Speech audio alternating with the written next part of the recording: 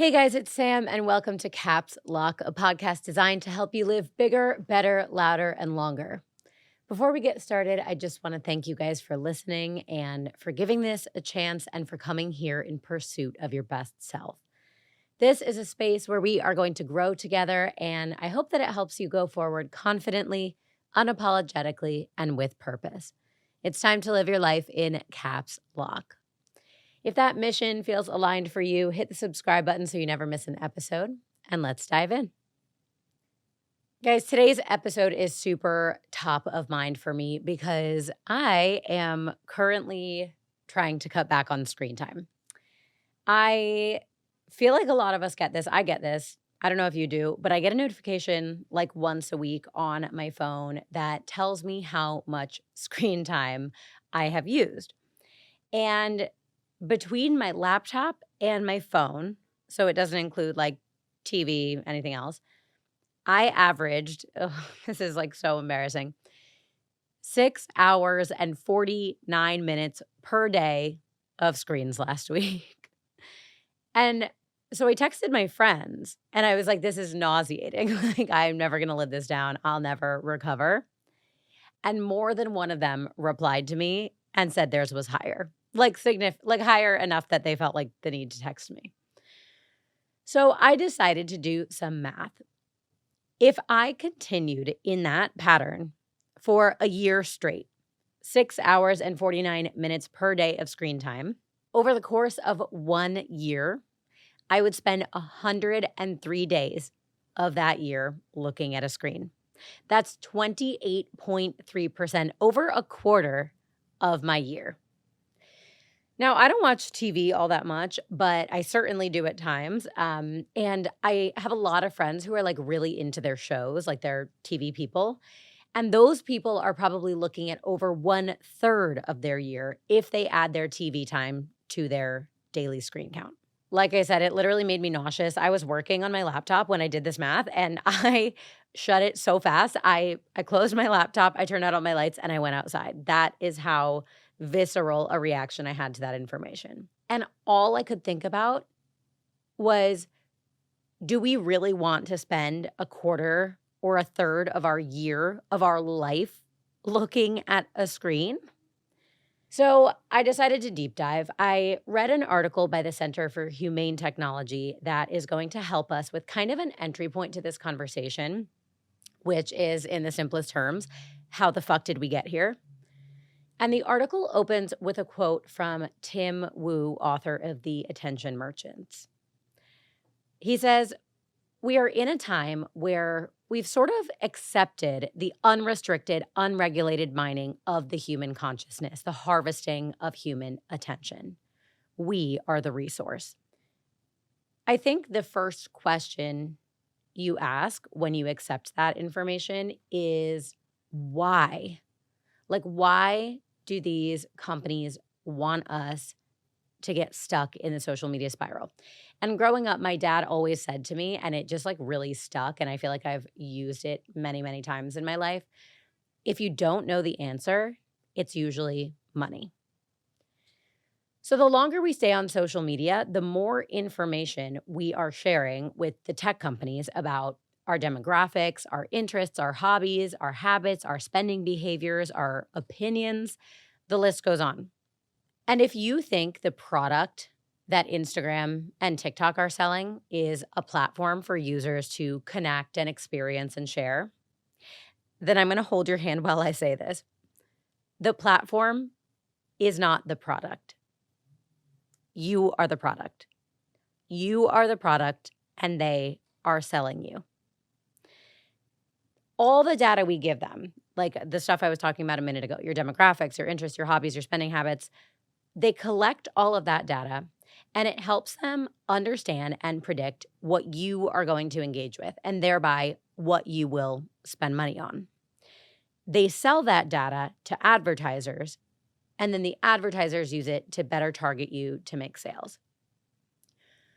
So the goal of these platforms is to keep you on them for longer so that they can sell you things using the data that they collected from you in the first place.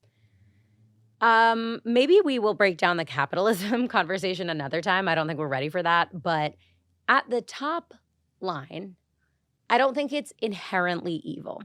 However, I do think the original concept of capitalism has been completely bastardized, and it should be practiced with more strongly enforced ethical regulations in order to protect our people.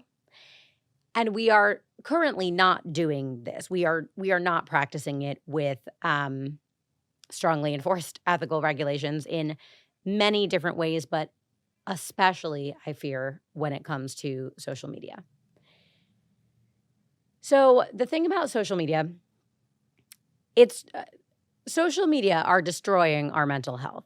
JAMA Psychiatry says that the overconsumption of social media consistently leads to the internalization of problems, which basically just means that instead of simply acknowledging a mistake or a shortcoming in your life, you make it a part of your identity.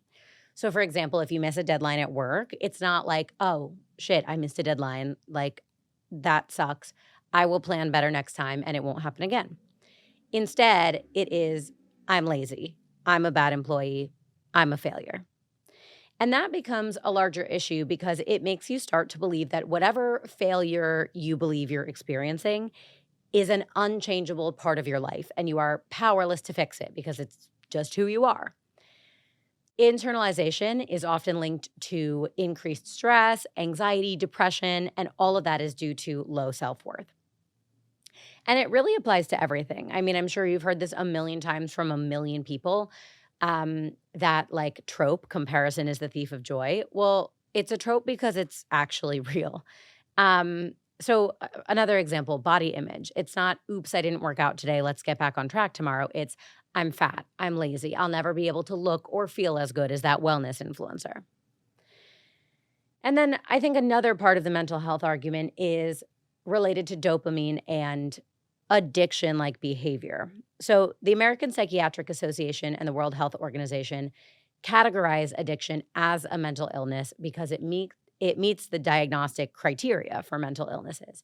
It causes compulsive behavioral patterns, it has psychological and emotional symptoms, it creates physical dependence on a substance or behavior. Those are all qualities of addiction. Well, guess what all of those apply to? So I ended up diving into how we end up with addictive relationships to social media. And I found a journal from Harvard that explains it so clearly. So I'm just going to kind of give you an overview. There was this guy named B.F. Skinner in the 1930s, and he was a scientist and he conducted like studies and experiments. And he introduced this concept called variable reward schedules. In his experiments, he worked with rats, and he basically had them press on levers to receive food. Now, some of the levers provided a consistent amount of food, the same amount of food every time, whether that was a whole bunch of food, and every time they pressed that lever, they would get a whole bunch of food. Or sometimes it was even no food. Like every time they pressed the other lever, it would give them no food. Now, there were different levers in addition to those ones that provided a variable amount of food, where if you pressed this specific lever, a different amount of food would come out every single time. Sometimes it would be none, sometimes it would be little, sometimes it would be a lot, and it was completely randomized. It didn't matter when you pressed it or how you pressed it, always a variable amount. Skinner observed that the rats who received variable amounts of rewards, so a different amount of food every time, were more active and persistent in the action of pressing the levers than those that received the same amount of food every time, including the ones who got a lot of food every time they pressed the lever. So basically, the conclusion of his study is that if we perceive a reward, like, in terms of social media, that would include likes and comments and messages, those little hits of dopamine.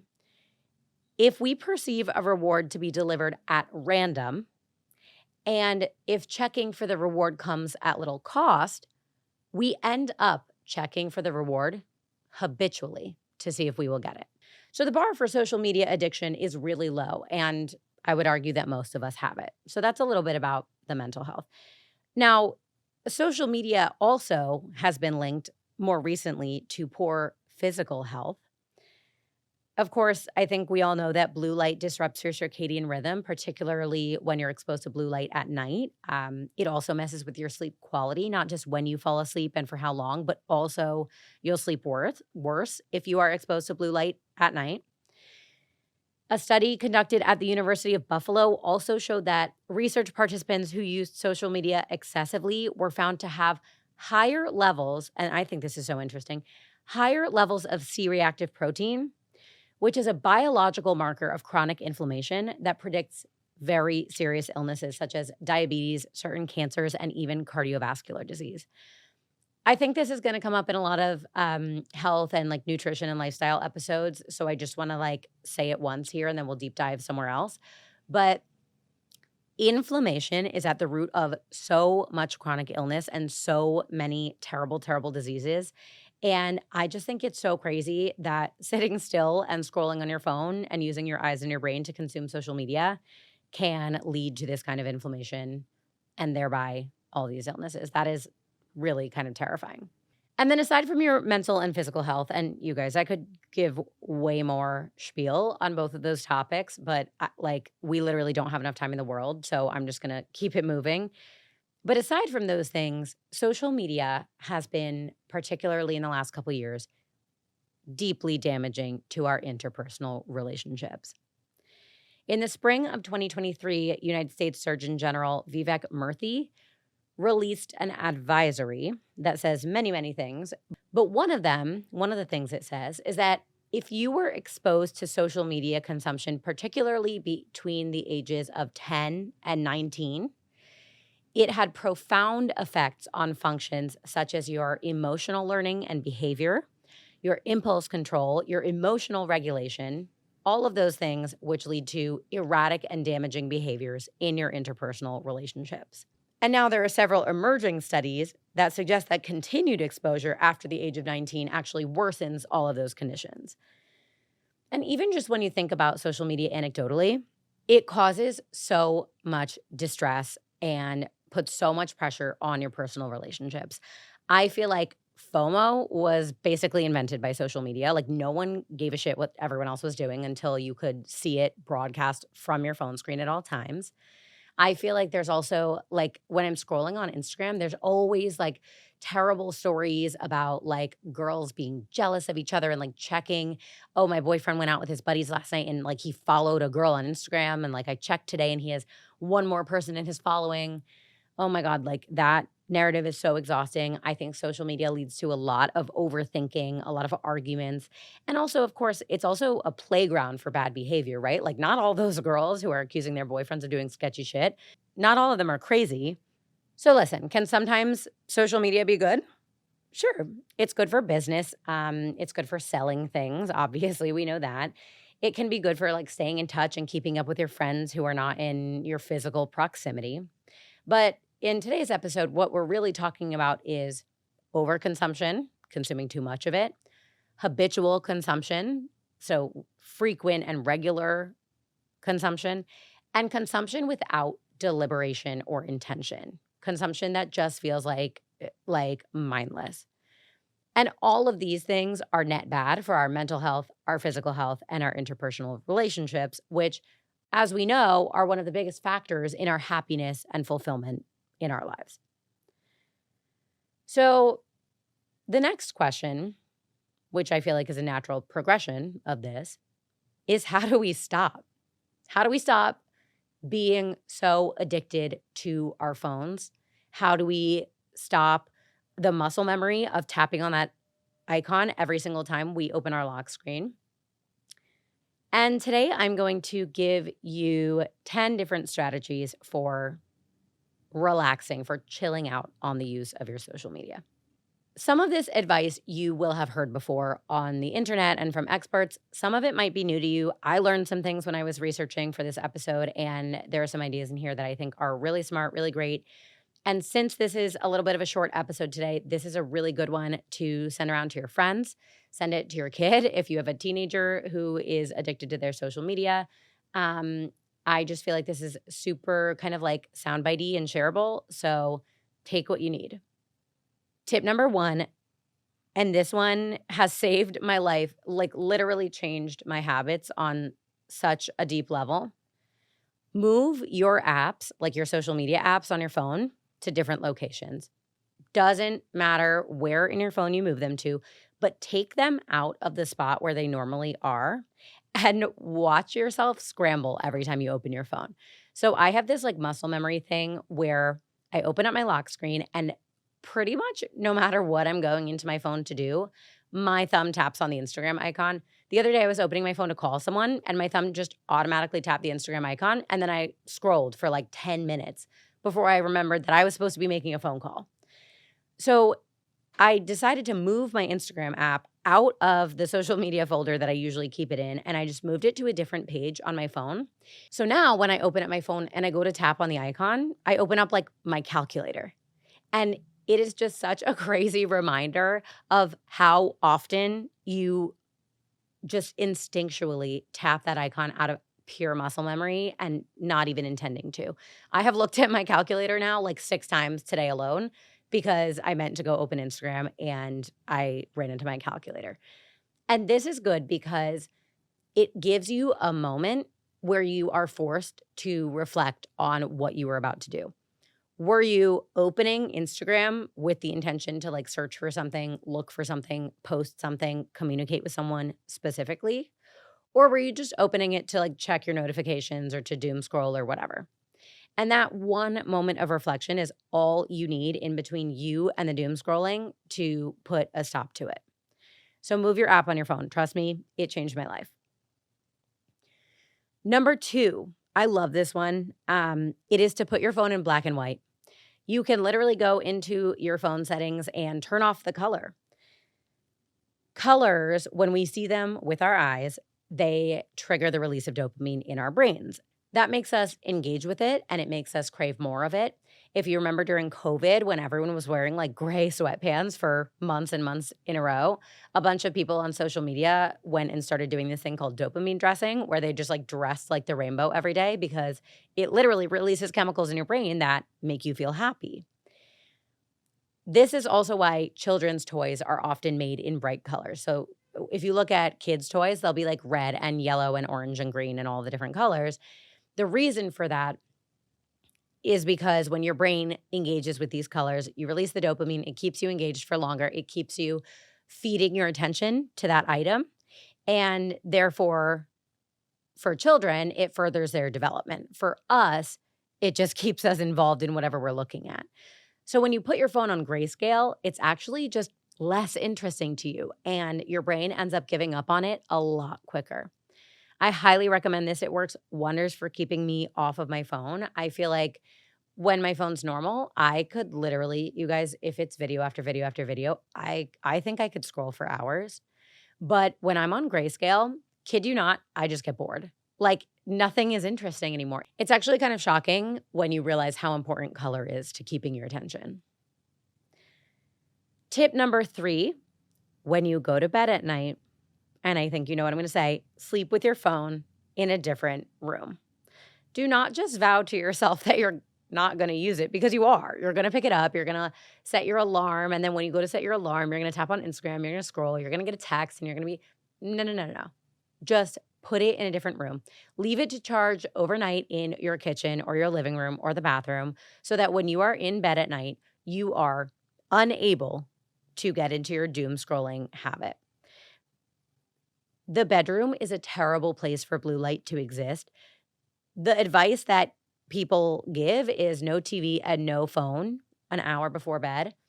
I suggest stopping even earlier. Now, do I sleep with my phone next to my head? Absolutely. Do I sleep with my TV on sometimes? Absolutely. It's not recommended. We're human. It's not recommended. If you are trying to make a real change in your scrolling habits, especially if you are doom scrolling in bed at night and that's something that you want to change, my recommendation and everyone's recommendation is going to be to sleep with your phone in a different room. This also means that you have to buy an alarm clock, because I have found that sleeping with my phone next to my head, I'm literally just unable to resist it. I want to open my phone and scroll, especially, and this is weird, but if I'm having trouble sleeping, my first instinct is to always go for my phone.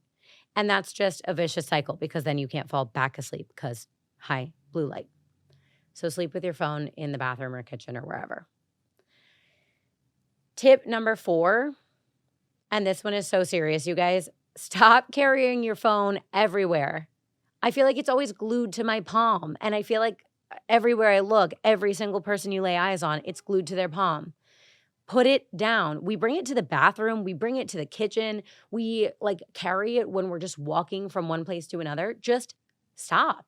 You don't need your phone every millisecond of the day. So my new thing that I'm doing during the workday, because I work from home, is I take a strip of duct tape and I roll it, and then I put it on the back of my phone so it's sticky on both sides, and then I put my phone down on whatever, my desk or whatever table I'm working at, and I put my phone down there. And when I get up, again, I feel like so much of this is muscle memory, and that's so sad. I feel like that just really says something about, how often we're using social media. But I put my phone down with the tape on it, and then I get up to, go to the bathroom, and my instinct is to grab my phone and bring it with me, and it literally makes that, gross peeling sound that tape makes when you, rip it off of something, and it just reminds you. Your phone, you literally it's just harder to pick up. It's the same thing as moving your app to a different screen on your phone. It just gives you that split-second reminder that you don't need TikTok right now. You don't need Instagram right now. You don't need to be entertained while you are going to pee. If you do, you have a serious problem, and then we should be, taking all of this advice, right? You don't need to be entertained. You don't need to watch a reel from the toilet. Leave your phone on your desk. I know you can do it. Tip number 5, if you want to reduce your mindless social media use, log out of your app, of your account on your app every time. Every time you go to Instagram and scroll, log out before you close the app. That way, when you go back in, you have to log in. I might sound like a broken record, but the truth is, the number one thing that we need to reduce our social media exposure is just that second of conscious deliberation of, am I going to go use a social media app? And if I am, then why? Because so much of what we're doing is for no purpose at all. It just is a time sucker. And this is another thing that if there's a login in between you and the app, it just gives you 5 seconds to think about what you're doing, and it erases the mindless part. Number 6, and this is a tip that's actually kind of difficult, which is really sad, but it is to do no screens during meal times. It's so hard, you guys, to just be alone in silence with your thoughts, but it's so good for us. I really should probably cite this, but I read something recently about a doctor. He must have been a human behavioral scientist or psychologist or something. And he had young adults go into the study room, and it was just a room with a chair, and you sit in the chair, and it's plain white walls. And you have to look at the plain white wall for an hour with no media, no nothing, no distractions. You just have to sit there and stare at the wall. And you're like, okay, easy. No, you guys, people didn't last 10 minutes. People were going insane. By the time the hour was up, people were sobbing. People were itching and tweaking out. It is so sad, you guys, the constant need for more and more and more stimulation. And as we give our brains increased stimulation, it makes us need more to even feel stimulated. You build a tolerance to it over time. So the funny thing about this is that it's very entry level. You're eating a meal. It's not like you don't have an activity and you don't have anything to look at. You're not locked in a box with plain white walls for an hour. It maybe will take you half an hour to eat your lunch, and there's plenty to look at around you, and you have an activity that you are actually actively doing. See if you can be alone with your thoughts. If you can't in the beginning, I feel like a podcast is a nice way to ease into it. That way you're at least not looking at a screen, but you are consuming media.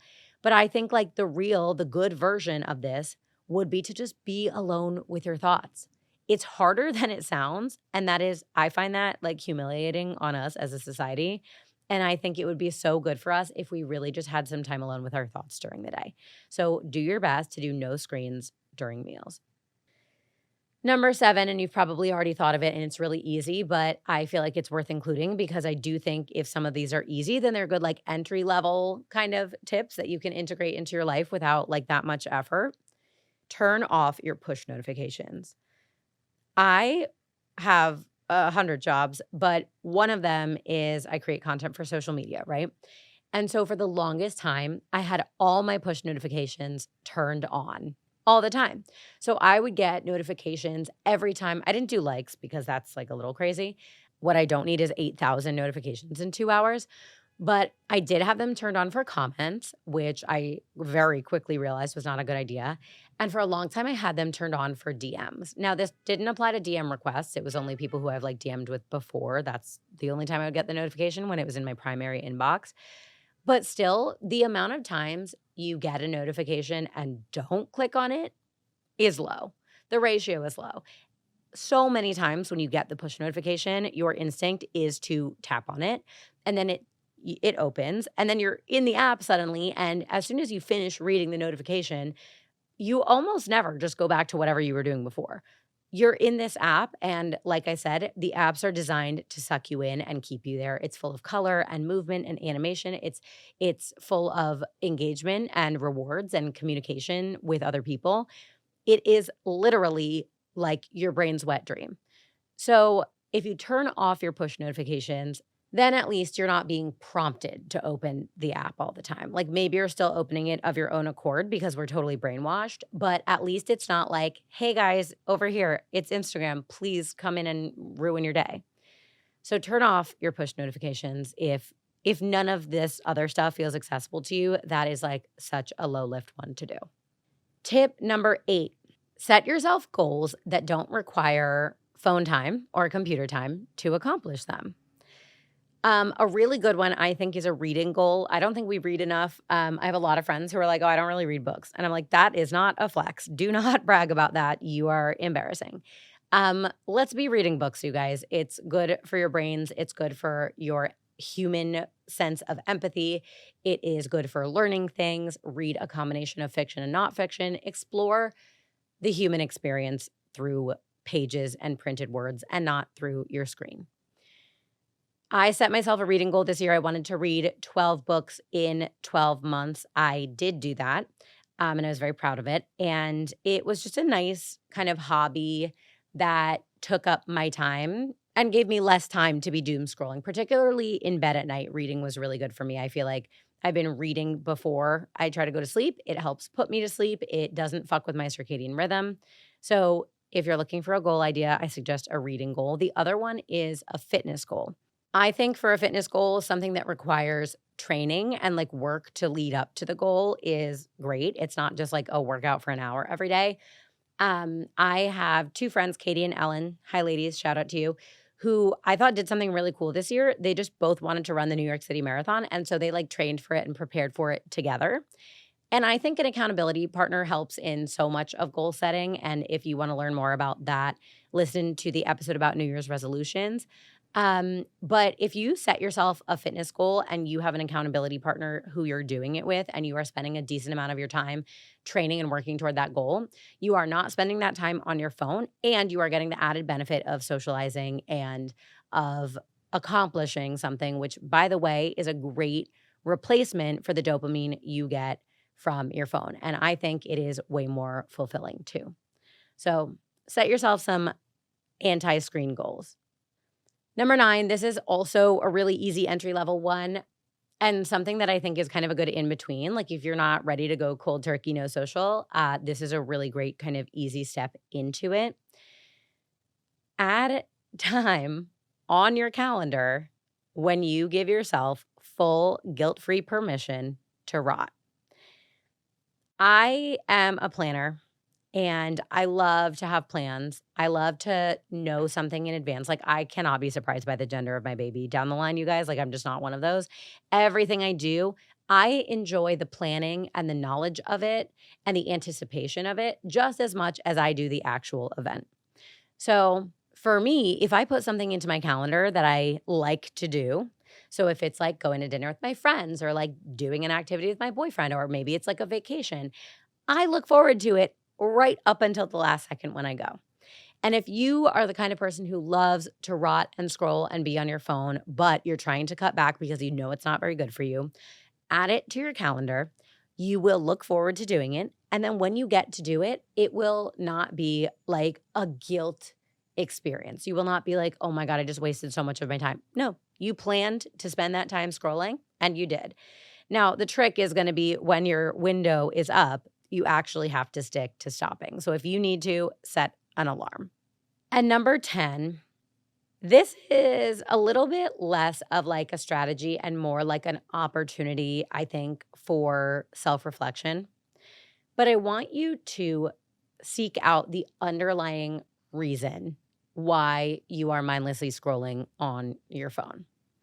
Because a lot of times what it really is you don't want to be there like mindlessly, habitually scrolling through garbage content on your phone for several hours a day. Usually there is something that you're either trying to distract yourself from or like you're trying to self-soothe. And I want you to reflect on what that is. Now, if it's truly just you do it out of habit, all right, well, we just spent the last 30 minutes telling you how to not do that and why not to do that. So do any of the things we just recommended. If you are scrolling habitually to decompress after like a stressful day at work or like a big social engagement, read a book for escapism. I find actually that reading a book takes me a lot farther out of my body and mind than being on social media does, especially when I'm reading fiction. And if you're just trying to like keep busy and experience silence and peace and quiet for a minute, and that's the kind of decompression you're looking for, cook. I love to cook. I said this in, I think, the situationships episode. Cooking uses all five senses. There are not a lot of activities you can just like randomly pick up that use all five of your senses, and cooking is one of them. And so when your brain is consumed with what you're doing when you're cooking, it's really hard to make room for other things. And so I've always found it to be a really good stress reducer and a great way to decompress. If you use social media because you're lonely, and this, I think, is a real thing. People use it to like fill a void. They feel connected to other people, to their community. They feel connected to influencers who they've never met before. So I think this one's kind of a really hard one to reflect on, and you need to be really honest with yourself to arrive at this place. But if that's the reason you find yourself scrolling on social, make plans with your friends. I know that sounds self-explanatory, but the hard part is the reflection and arriving at the conclusion that you're lonely. The hard part is not making the plans. And if you can't make plans with your friends, or if you're like, well, I don't have any friends, which that's not even true, but I don't know why that's an argument everyone says to me when I say that, then take up hobbies, attend events, join clubs where you can make new friends, or where you're at least in a social community setting. Some people scroll because they are bored. This is my pet peeve, you guys. Boredom does not exist if you are smart and have a growth mindset. It doesn't exist. The smartest people in my life, the people who I admire the most, I have never once heard them say they are bored. So I'm just going to give you a couple ideas of what to do if you choose to claim that you're bored. Read a book. Do a crossword puzzle or a Sudoku, the kind that comes in paper books with a pen or pencil. Do not do it on your phone. Cook a meal. Socialize. Exercise. Clean up your fucking apartment. Create art. I don't care what you do, but if you ever come to me and tell me that you are bored, we're not friends. And then I think some people just scroll and they don't really know why. So if you don't know the reason why you are stuck in this spiral, I think talk therapy really helps. But if you don't have access to that, be alone with your thoughts. Do what I said earlier and like just sit with no media, look at the wall, be one with yourself and your brain. And as you do that, feelings and thoughts will arise. What does your mind keep returning to? What does your heart keep returning to? And when those feelings and thoughts arise, I want you to write them down on a piece of paper. And then usually themes will start to emerge and patterns will start to emerge. And I want you to pay attention to what those are. If all of them are related to like anxieties about your friendships, you're probably lonely or feel like you are not fulfilled by your friendships.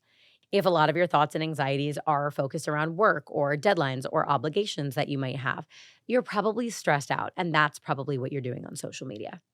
So I think that's a really good strategy for figuring it out. But number 10, which is like one of the larger strategies, is I really encourage you to seek out the underlying reason why you are going to your phone in the first place. What compels you to be there in the first place? So that was a short episode today. But again, I could talk about this for hours. I think a lot of us could. I just wanted to make it digestible. I wanted to make it easy to understand. I wanted to give you the top line. If you want me to dive deeper, feel free to leave me a comment, shoot me a message. You know, I love the sound of my own voice. I am happy to sit here and talk to you guys about it forever. And reminder, like none of the stuff we talked about today applies to using your phone or laptop for work or to communicate with someone intentionally or to research something. This is for my mindless or habitual scrollers who just want to stop using it so much, for people who want to just kind of escape the social media vortex, or for anyone who like it's affecting their mental health. So, if that's you, I hope you learned something new today. If you have some advice that I didn't touch on here or any ideas, feel free to send it my way. And if you try something here that really ended up working for you, please let me know. I love to hear from you guys when you try out these tips and tricks and they really resonate with you. It just helps inform me and it helps me figure out what you guys want more of. Thank you again from the bottom of my heart for giving Caps Lock a chance. If you liked this episode, please do stick around for more. We have some really interesting topics on the docket, including manifestation, cortisol, how to make friends as an adult, and so much more. Some will be solo episodes like this one, and some will feature scientists, founders, experts, doctors, and other just very cool, smart people. If there's a topic you want to hear about on Caps Lock, please send me a message. And lastly, check us out on Instagram, TikTok, YouTube, and Threads at Life in Caps Lock. Hit the subscribe button so you never miss an episode. Leave me a rating or review. These are really important to podcasters. And tune in next Sunday at 8 a.m. or whenever you listen to podcasts for another episode of Caps Lock. Okay, talk soon.